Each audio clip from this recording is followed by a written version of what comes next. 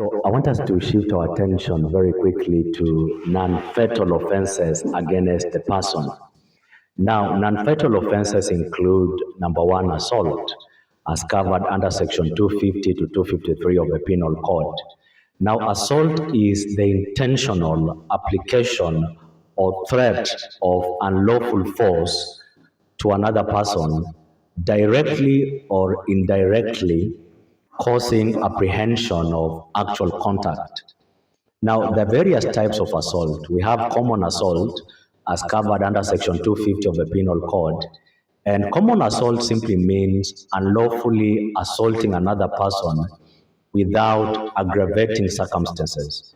Now, the elements of common assault include, unlawful act, intention or recklessness, and also creation of immediate apprehension of force. So the key principle when it comes to common assault is that assault includes, threats of violence, which is assault, and also actual application of force, which we call battery. If you look at the case of Republic versus Burugu of 1947, the facts of this particular case were that the accused made threatening gestures, that is, fist shaking, while driving. And the issue was, do gestures alone amount to assault? And the rule is that assault requires intention plus ability plus immediate apprehension of force. So the analysis of this particular case was that there was no immediate fear of violence that was created. And so the conclusion was that there was no assault. If you look at the case of Republic versus Buthia, son of Kaguru of 1946, the facts of this particular case were that the accused used threatening words without accompanying acts. And the issue was, can words alone constitute assault?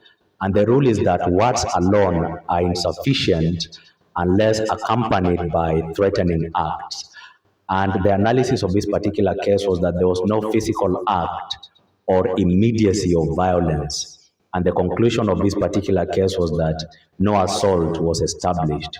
If you look at the case of Republic versus Katuro, son of Njau of 1923, the facts of this particular case were that the accused raised a stick and threatened to kill elders. And the issue was, does threatening conduct amount to assault? And the rule is that threat plus ability to apply force amounts to assault. And so the analysis of this particular case was that the victim feared immediate harm and retreated. So the conclusion was that assault was actually proved. Now, I want us to look at battery as an unfatal offense. Now, battery refers to the actual application of force. Even slight force is sufficient to amount to battery. It can either be direct or indirect force. We also have assault occasioning actual bodily harm. We call it the ABH, which is covered under section 251 of the Penal Code. So that assault that results in actual bodily harm has elements which include, assault and actual bodily harm caused. If you look at the case of Republic versus Donovan of 1934, the facts of this particular case were that the defendant caused physical injury to the complainant. And the issue was, what qualifies as bodily harm? And the rule is that bodily harm includes any injury interfering with health or comfort. It is more than trivial harm.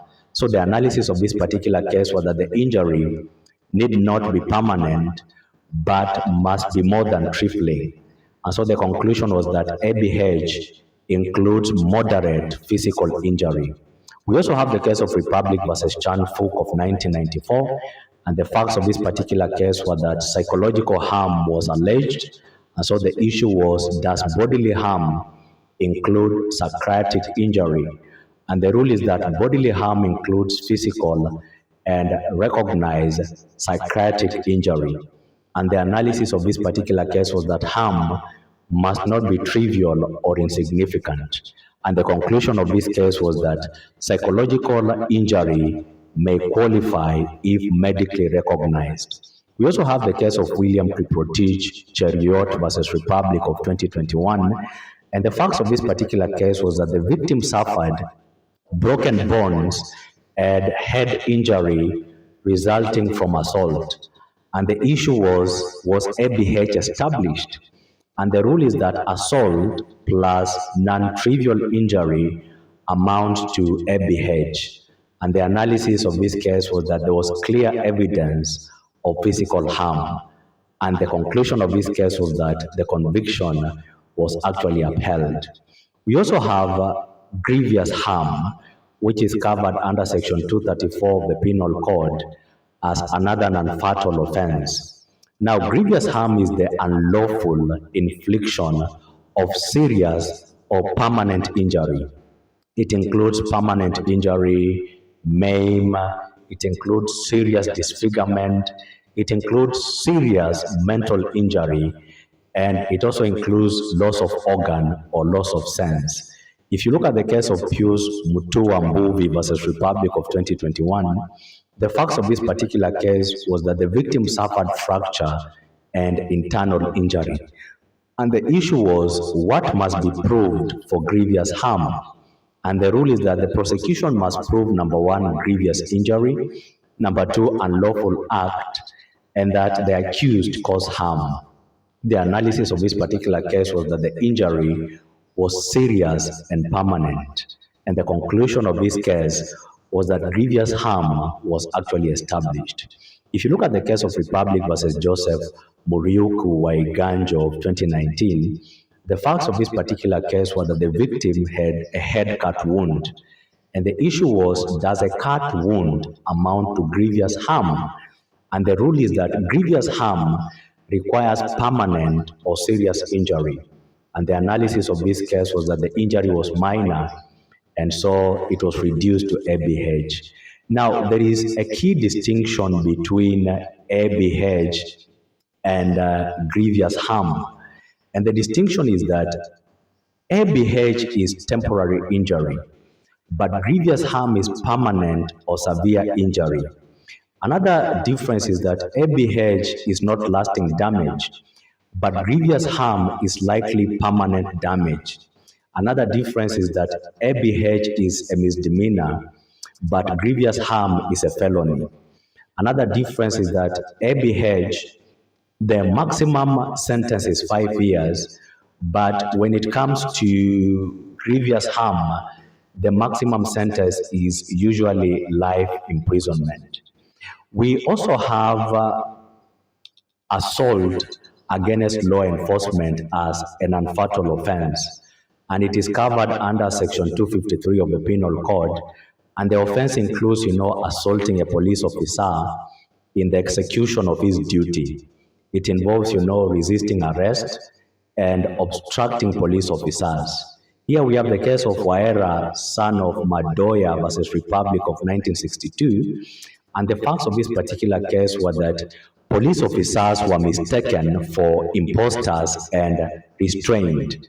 And so the issue was, is resisting arrest lawful if officers have mistaken identities?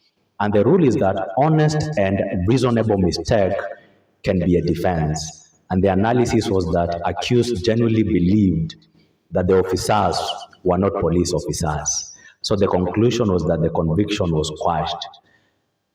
Now, let's remind ourselves of the key elements of assault. We have said there must be apprehension of force. That is, the victim must fear immediate violence as an element of assault. Here we have the case of Republic versus Martin of 1881, and the facts of this particular case were that the defendant created panic in theater, causing injuries. And the issue was, can indirect acts causing fear amount to assault? And the rule is that assault includes act causing immediate fear leading to harm. And the conclusion of this case was that the accused was guilty of assault related to harm. This is also another element of assault, and it is called immediate threat. If you look at the case of Smith versus Chief Superintendent of Woking of 1983, the principle in this particular case is that watching or peeping causing immediate fear amounts to assault. There is also the element of silence as assault. If you look at the case of Republic versus Ireland of 1998, the facts of this particular case were that silent, threatening phone calls caused psychiatric harm. And so the issue was, can silence amount to assault? And the rule is that words or silence causing fear of violence can be assault. And so the conclusion of this particular case was that assault was actually established. Now, there are various defenses when it comes to assault. One of the defenses is consent, which is valid in sports, which is valid in surgery, which is valid in social interaction, and also in voluntary sexual activity. But here it is limited, that is involuntary sexual activity. If you look at the case of Republic versus Brown of 1993, the facts of this particular case were that participants engaged in consensual sadomasochistic acts. And the issue was, is consent a defense to bodily harm? And the rule is that consent is invalid where harm is serious and against public policy. And so the conclusion of this case was that the convictions were upheld. We also have the case of Republic versus Wilson of 1997, and the facts of this particular case was that a husband branded his wife during sex with consent. And so the issue is consent valid in private consensual acts? And the rule is that private consensual acts between spouses may be lawful. And so the conclusion was that the conviction was quashed. We also have self-defense as a defense under assault, but self-defense must be reasonable and proportionate. We also have lawful arrest as a defense, and this is where reasonable force is permitted. We also have necessity as a defense, and this is the situation where one acts to prevent greater harm. Like, for example, where you have emergency surgery to save a life.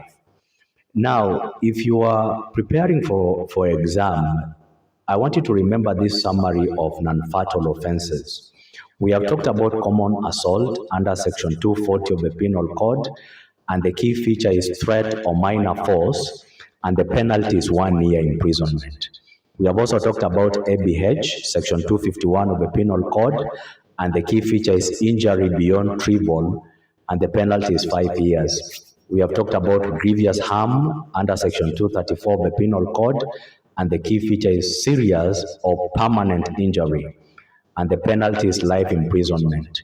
We've also talked about assaulting a police officer under Section 253, and the key feature is obstructing duty, and the penalty is 5 to 7 years. So that is all I have as far as non-fatal offenses are concerned. If it is your first time here, make sure to follow this channel and to subscribe for more legal lessons.